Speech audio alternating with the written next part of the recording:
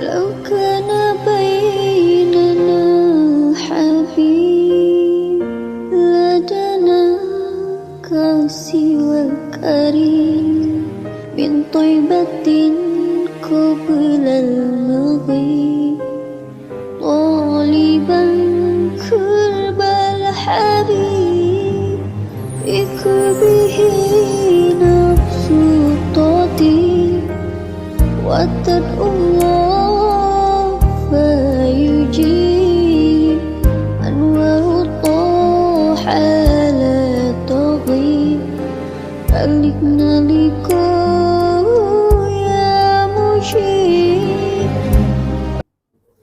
Bismillahirrahmanirrahim. Assalamualaikum warahmatullahi wabarakatuh.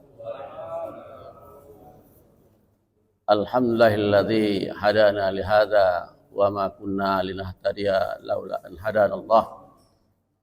Asyhadu an la ilaha illallah wahdahu la syarikalah wa asyhadu anna Muhammadan abduhu wa rasuluh la nabiyya ba'dah.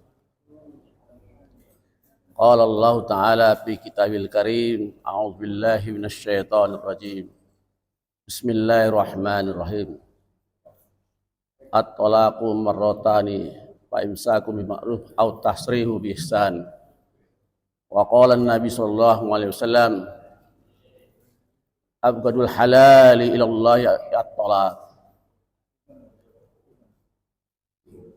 Yang saya hormati, yang saya muliakan para alim ulama,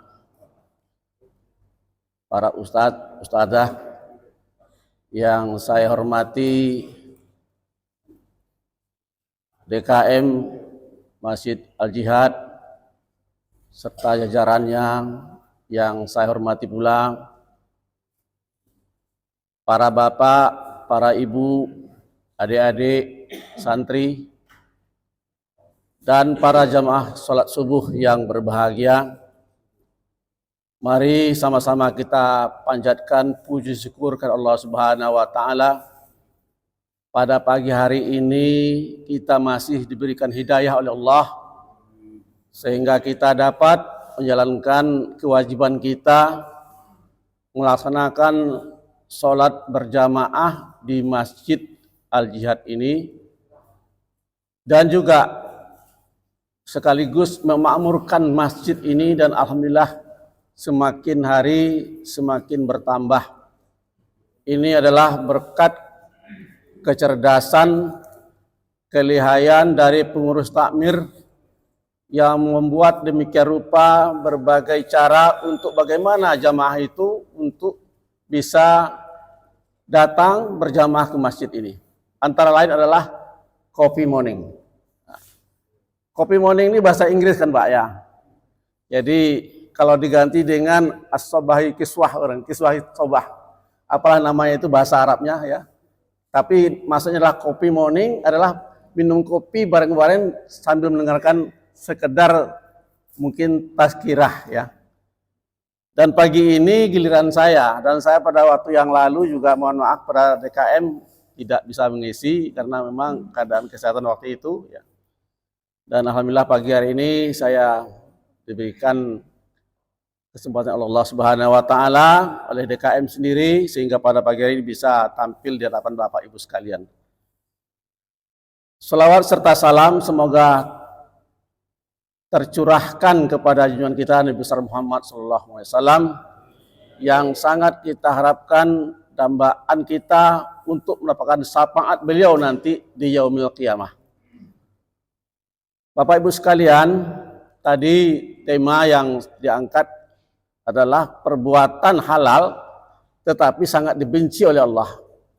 Kira-kira apa itu Pak? Nah, halal tapi dibenci. Ya. Makan jengkol itu gimana kira-kira itu? Makan petek, ya, merokok. Itu bagian-bagian yang sederhana itu kayaknya ya, perbuatan-perbuatan makruh, ya. Nah, tapi ini lain Pak. Ya, sesuai dengan hadis Nabi tadi mengatakan abghadul halali ilallah at-talaq. Ya. Perbuatannya halal tapi dibenci dan sangat dibenci oleh Allah adalah at-talaq. Talak, cerai. Nah ini pagi ini berkisar tentang itu ya.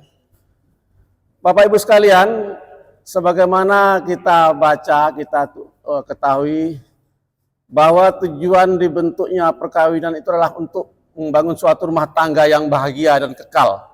Ya, kalau dalam undang-undang perkawinan disebutkan berdasarkan ketuhanan yang Maha Esa. Ya, mewujudkan rumah tangga sakinah, mawaddah, warahmah dalam Al-Quran ya, surah Ar-Rum ayat 21. Ya, membentuk rumah tangga sakinah, mawaddah, warahmah dan mengharap keturunan-keturunan yang baik. Itu adalah tujuan daripada perkawinan ya. Namun dalam perjalanan kehidupan berkeluarga itu tidak selalu mulus. Selalu ada saja ya. Walaupun dalam waktu berpacaran dulu mungkin janjinya luar biasa ya, hidup semati ya, tidak akan berpisah. Tapi nyatanya belum 5 tahun rumah tangga itu sudah babak belur, sudah hancur. Kenapa? Karena kita ya kembali kepada sifat aslinya tadi ya. Makanya ada suatu penelitian, survei apa penelitian itu sekian persen atau mungkin katakan mungkin sekitar 90% itu adalah dipilih tidak. Pertanyaan begini, jika waktu diputar kembali surut, apakah Anda mau nikah lagi dengan pasangan Anda? Nah, itu pertanyaan Pak. Jadi kita kembali ke masa muda kita dulu, kita kan udah lalu ini, yang sudah 60 tahun, 70 tahun ya. Jika diputar masa lalu kita disuruh lagi memilih untuk menikah lagi dengan pasangan kita, apa kita memilih apa tidak? Apakah kita lanjutkan apa tidak? Itu 90% Pak, ya, memilih tidak. Nggak tahu, ogah. Tapi yang menjawab itu bukan laki-laki Pak, ya, ibu-ibu. Nah ini, ibu-ibu. Jadi sudah berupa skala rumah tangga, sudah tahu belangnya bagaimana ya. Tapi itulah, itu hasil survei Pak ya. Jadi jangan dipegang betul. Itu hanya sebagai apa untuk pengetahuan kita. Ini menandakan bahwa tujuan perkawinan itu tidak tercapai ya. Menandakan bahwa tujuan perkawinan tidak tercapai. Kalau tadi kembali kepada tujuan sesungguhnya adalah untuk membentuk rumah tangga yang bahagia dan kekal, sakinah mawaddah warahmah, maka tujuan perkawinan itu bukan itu rupanya. Hanya sekedar untuk pemuasan nafsu dan untuk mencari materi, ya, kehidupan kesenangan pribadi. Bukan untuk melaksanakan suatu sunnah Nabi, sunnah Rasul, ya. Nah ini, Bapak Ibu sekalian, talak itu dibenci oleh Allah, ya. Walaupun itu perbuatan halal. Kenapa demikian? Karena dengan cerai tadi itu maka akan mengakibatkan hubungan suami istri jelas terputus. Tidak hanya suami istri, tapi dengan keluarga istri, keluarga suami tidak lagi nyambung. Walaupun sudah punya anak, kadang-kalanya tidak mau tahu lagi dengan keturunannya sendiri. Inilah makanya kenapa membuat kesengsaraan. Kalau misalkan seorang muslim, seorang pemuda menikahi seorang non-muslim, kemudian mereka berdua nikah secara Islam, ya, karena pacaran antara dua pemilu agama ini, akhirnya si perempuan menyerah, dia bersedia untuk mengikuti agama suami Islam, menikah Pak. Setelah menikah, dalam perkembangan rumah tangganya kan macam lah dihadapi tantangan, akhirnya bercerai. Dalam perkawinan itu udah punya anak. Begitu bercerai, ya, si suami sudah pergi entah kemana, si istri kembali kepada orang tuanya yang beragama non-muslim tadi, maka seketika itu juga ya anak dan semuanya ikut lagi ke agama semula. Inilah diantaranya kenapa Allah membenci perceraian itu, talak itu, karena memang akibatnya banyak. Tidak hanya merengkangkan, kalau sama muslim mungkin merengkangkan ya, bahkan tidak menjauhkan antara keluarga besar ya, antara kedua belah pihak. Tetapi kalau perkawinannya itu ternyata beda agama tadinya, tapi sudah sama-sama muslimnya, yang punya anak, ini anak-anak yang lahir dari perkawinannya muslim tadi akan murtad, akan kembali murtad, dan si istri pun kembali murtad. Saya lama dulu di Nusa Tenggara Timur, pernah saya bertugas, di Bali pernah. Keadaannya macam itu, Pak. Ya. Mereka sama-sama tinggal di Jawa, di Jakarta ataupun di Surabaya. Begitu pulang ke daerah, si suami kembali kepada agamanya. Nah, tapi anak-anaknya bagaimana? Ya, terpaksa mereka itu ikut apa kata suami, ada kembali ke daerahnya sendiri. Yang beginilah yang membuat Allah tidak menyukai kita, tidak menyukai umat manusia ini. Ya. Dan juga permusuhan akan menebal, ya, akan bertambah. Ya. Bapak Ibu sekalian, memang talak itu tidak bukan berarti tidak boleh, Pak, tapi itu perbuatan halal tapi dibenci. Itu hanya pintu darurat. Pintu darurat yang dijalani, yang dilalui, manakala rumah tangga itu tidak bisa lagi dipertahankan. Yang si istri tidak pernah taat lagi pada suami. Yang suami misalnya suka berselingkuh, suka minuman keras, suka mabuk-mabukan. Itu memang hal-hal yang dibolehkan memang. Ya, ada alasan-alasan tertentu. Kalau dalam undang-undang perkawinan itu, dalam kompilasi hukum Islam, itu memang diuraikan memang. Antara lain karena suami ini ringan tangan, suka memukul, ya, tidak bertanggung jawab, ya, sering mentelantarkan istri, keluarga dan anak-anaknya. Nah, kemudian juga selalu bertengkar, sedikit bertengkar. Dan juga mungkin karena ketidakmampuan suami dalam bidang ekonomi, ya. Ini juga merupakan pengaruh daripada penyebab perceraian itu sendiri. Sampai semester pertama tahun 2023 ini, untuk di Jawa Timur saja, Pak, sudah lebih dari 60.000 pasang bercerai. Ya, itu sampai 30 Juni kemarin. Nah, kalau di total tahun lalu kita lihat contoh grafik itu, ada sekitar 112.000 pasang bercerai. Tahun 2022. Kalau pertengahan tahun kemarin yang berjalan ini, per 30 Juni kemarin sudah lebih dari 62.000. Ya. Nah ini. Bapak Ibu sekalian, itu menandakan bahwa berapa rapuhnya keutuhan rumah tangga para pasangan-pasangan muda kita ini. Ya. Karena itu bukan berarti tidak boleh bercerai, boleh saja, tapi sayangnya masalahnya belum dituntaskan di rumah, ya. Miskomunikasi antara suami istri, ya. Masa bodohnya orang tua tidak mau melobi anak-anaknya biar kembali rukun, ya. Memang berbagai faktor, ya. Kalau kita lihat, yang paling kencang sekarang ini adalah faktor ekonomi. Itu membuat angka perceraian itu tinggi. Yang lainnya itu adalah karena pengaruh pihak ketiga, ya, karena ada perselingkuhan,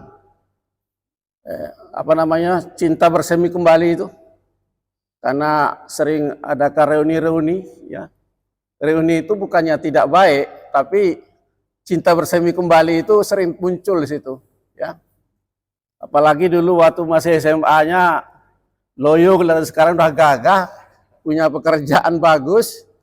Ya, tergoda juga mantan yang tak dulunya melirik-lirik tapi tidak jadi karena lihat kere kan.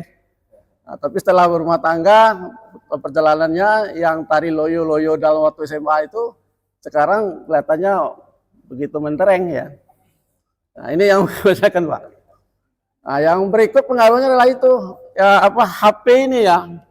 Jadi HP ini yang sering membuat masalah. Kalau si istri punya HP atau suami punya HP, tidak boleh dipegang oleh istri, berarti itu ada apanya itu, ya. Ada apanya. Jadi ini yang sering membuat pecah belah rumah tangga itu situ, Pak, ya. Bukan berarti ini membawa positif yang sangat bagus, ya, kepada kehidupan kita kalau kita memanfaatkan dengan baik. Tetapi manakala dimanfaatkan hanya untuk mengulangi lagi cerita lama, ya, atau apalagi itu yang sudah sekian tahun tidak ketemu lewat HP ini, lewat Facebooknya, ya, dan lain sebagainya, maka ini membuat rumah tangga tidak tenang lagi. Bapak Ibu sekalian, Talak itu artinya adalah melepaskan ikatan pernikahan dengan ucapan talak. Nah, kalau undang-undang kita, undang-undang perkawinan ya nomor 174 yang telah diperbaharui dengan undang-undang nomor 16 tahun 2019,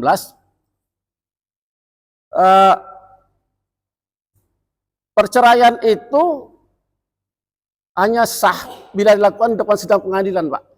Ya. Baik itu bagi yang beragama Islam di pengadilan agama, bagian mereka yang non Muslim di pengadilan negeri, ya itu sahnya hanya di depan pengadilan, ya. Pengadilan agama kalau Muslim, ya. Nah, kenapa? Karena kebanyakan dan bukan kebanyakan lagi, kita ketahui bagaimana akibat dari perceraian liar yang tidak dilakukan depan sidang pengadilan, tidak adanya kepastian hukum yang dialami oleh kedua belah pihak.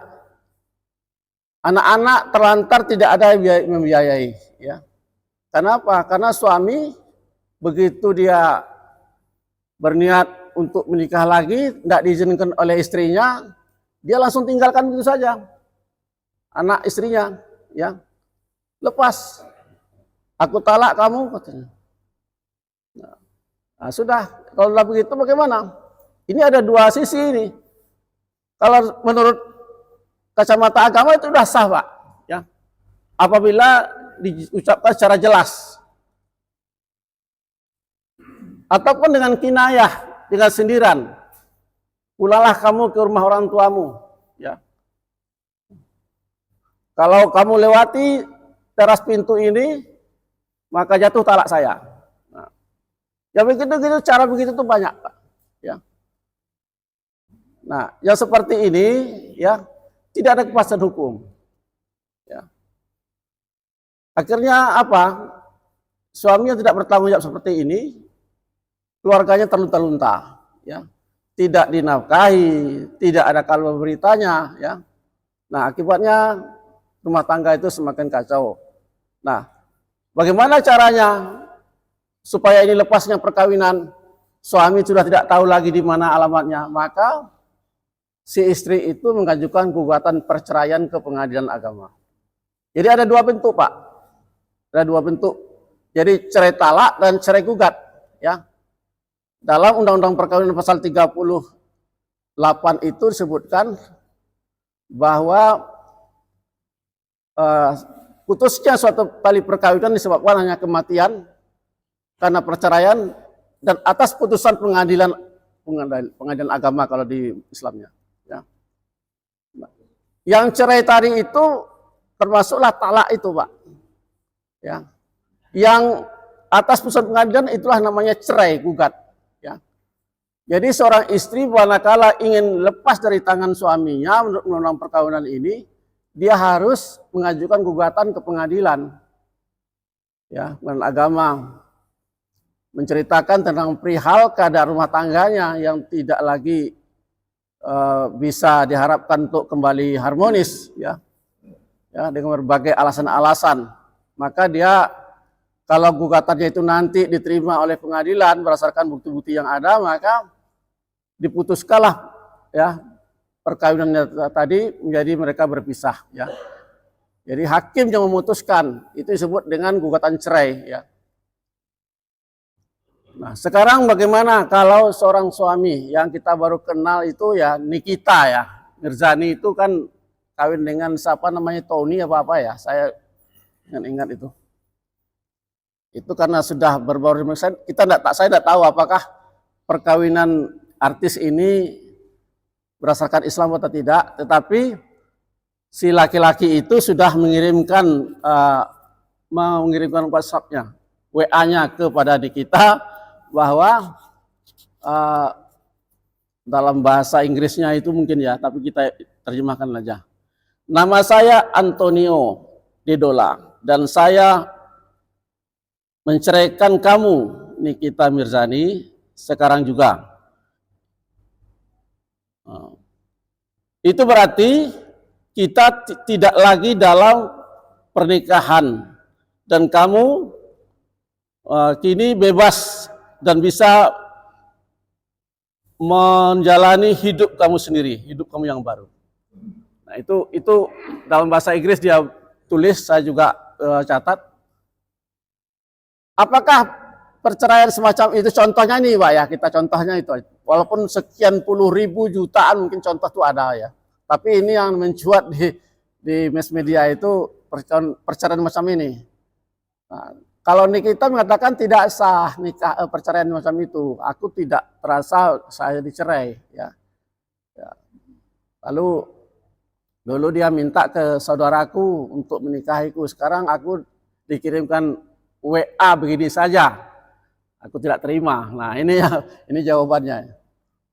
Nah, tapi dari sudut pandang kalau kita kaji secara fikih ya, ini termasuk perceraian yang bentuknya kinayah, ya, kinayah, ya.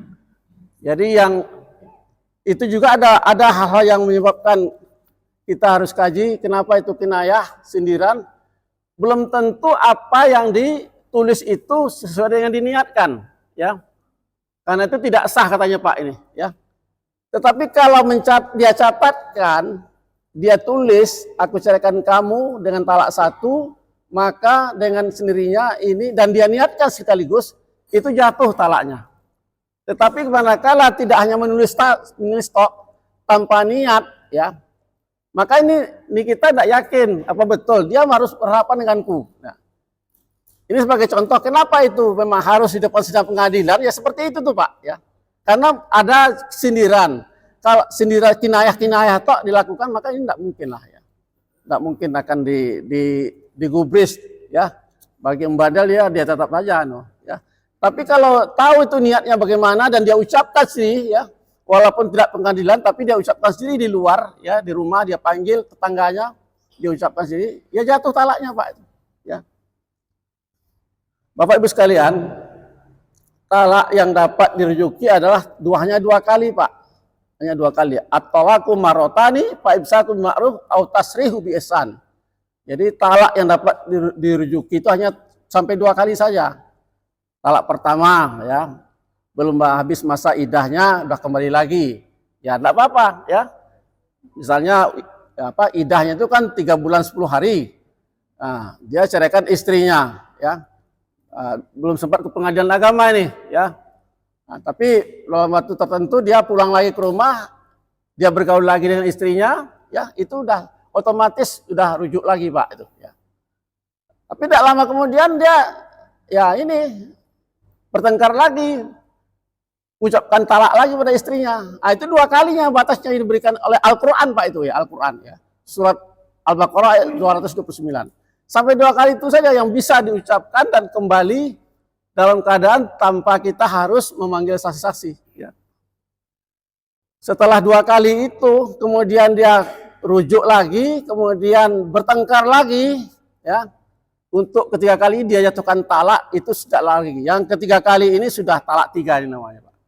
Talak 3, ya. Yang talak 3 itu tidak bisa suami kembali walaupun masih masa idah itu berjalan.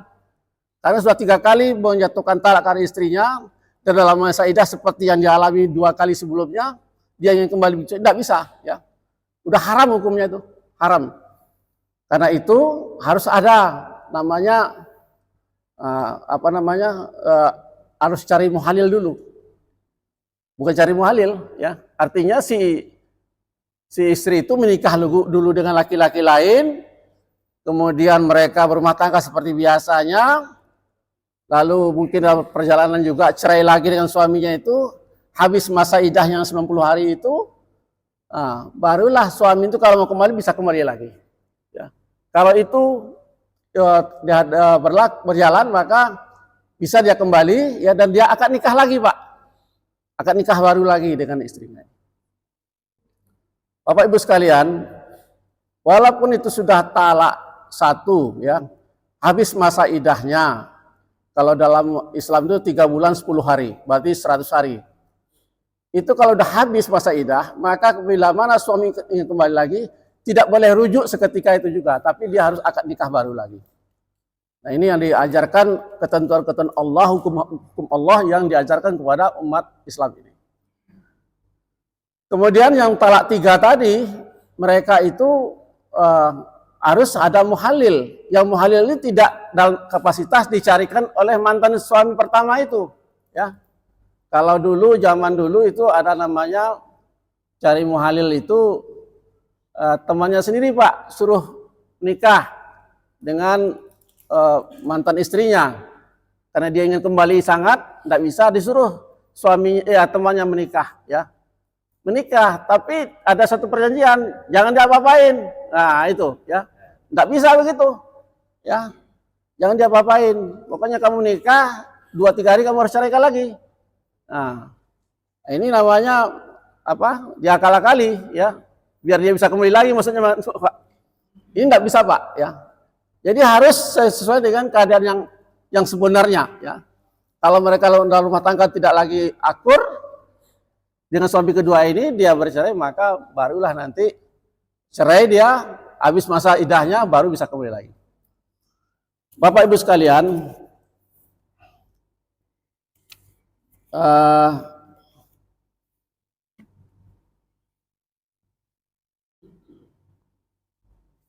kembali kepada kepastian hukum tadi.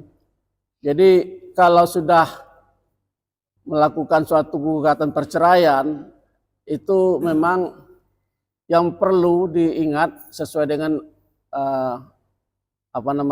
Al-Quran tadi, atau laku bil ma'ruf atau tasrih bi ihsan, ya, atau laku martani fa imsaku bil ma'ruf atau tasrih bi ihsan.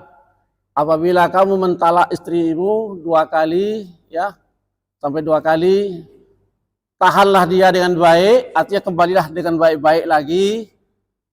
Penuhilah kewajiban kamu dalam rumah tangga, ya, pergaulilah mereka dengan baik, istri-istrimu.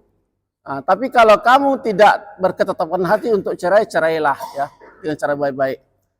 Cara baik-baik itu maksudnya Bapak Ibu sekalian adalah apa yang menjadi hak-hak si istri ini harus dipenuhi, ya. Selama masa iddah itu istri harus mendapatkan tempat yang layak, ya, masih diberi makan dan minum, ya, pakaian, tanggung jawab suami tetap berjalan, ya. Tetapi nanti apabila telah kemudian juga harus dipikirkan juga bagaimana, ya, kedepannya, masa depan anak-anaknya. Ini juga harus diperhatikan, ya. Jadi akibat-akibat perceraian ini sangat besar, ya, karena juga pendidikan anak tetap menjadi tanggung jawab si suami. Walaupun suami telah menikah lagi dengan perempuan lain, tanggung jawab kepada anak-anaknya ini tetap berjalan. Hanya kepada mantan istri hanya sampai masa iddah itu saja, ya. Jadi ini supaya dimaklumi, ya.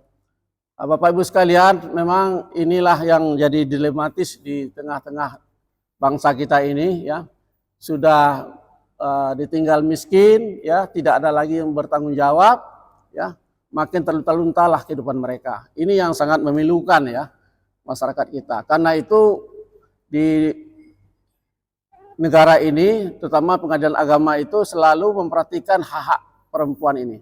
Terutama bagi mereka yang pegawai negeri sipil yang bercerai, ini juga ada akibat-akibat lain daripada itu, Pak, ya. Di samping dia harus berikan nafkah selama masa iddah ini, juga ada pembagian gaji tadi, ya. 1/3 gaji itu daripada itu harus untuk istrinya, ya. 1/3 yang lagi untuk anak-anaknya, 1/3 yang lagi baru untuk dirinya sendiri. Jadi cukup berat, ya, kalau perceraian terjadi, maka ini dari hakim itu memutuskan 1/3 gaji lah yang dapat untuk si suami, ya. Di samping itu juga ada bentuk lain, seperti mungkin dapatkan rumah, ya, atau harta benda selama perkawinan. Ini memang dalam ketentuan hukumnya, manakala benda-benda yang didapatkan dalam perkawinan itu berupa harta kekayaan, baik rumah, mobil, dan sebagainya, tanah, ya, yang punya aset-aset lainnya selama dalam perkawinan didapatkan, maka ketentuannya manakala terjadi perceraian seperti itu, maka harta itu harus dibagi 2. Tidak dilihat siapa yang bekerja, ya. Jadi sebagian untuk suami, sebagian untuk istri. Nah, itu, ya. Ini akibat perceraian, Pak. Dan itu kalau saya lihat luar biasa memang ya. Tapi ya begitulah ya. Begitulah kondisi yang harus dijalankan oleh seorang yang dalam perkara di pengadilan. Nah, kalau ini tidak dilakukan di depan sidang pengadilan, ini tidak dapat Pak dituntut ini, ya, tidak bisa. Apalagi si istri mengaku itu harta orang tuaku yang kubawa dulu, ya. Bagaimana tahunya kalau tidak di pengadilan dibuktikan, ya. Jadinya suami pergi ya tanpa bawa apa-apa, ya. Tapi juga ada suami yang bagus, apa yang dapat selama ini ya untuk istri dan anak-anakku, ya. Mantan istriku dan anak-anakku. Cuma ada juga diantaranya yang tidak rela, ya. Kalau nanti saya cerai, di situ ada bawaan saya semua, lalu istri saya menikah lagi, lalu masuk orang lain di rumah itu menikmati apa yang saya tinggalkan, saya tidak rela, dibawa lagi Pak semuanya. Ya, ini ya, ada yang macam itu. Ya, karena itu ya, kalau niatnya untuk anak ya untuk anak aja, tidak usah pikirkan mau nikah dengan siapa, mantan istri terserah aja kan. Bapak Ibu sekalian, inilah mungkin sekedar sharing kita Pak ya. Jadi saya bukan mengajari, tapi sekedar untuk membuka ilmu lain mungkin Pak ya. Dari sisi apa yang dihadapi oleh kita sehari-hari mungkin kurang jarang dibicarakan hal ini, maka inilah saya mohon maaf manakala ini kurang berkenan pengajian saya berikan pagi hari ini ya. Karena ini menyangkut masalah sebagian fikih, sebagai lagi undang-undang negara yang saya bawakan ya. Demikian saja yang dapat kami sampaikan, kurang lebihnya mohon maaf. Wabillahi taufiq wal hidayah. Wassalamualaikum warahmatullahi wabarakatuh.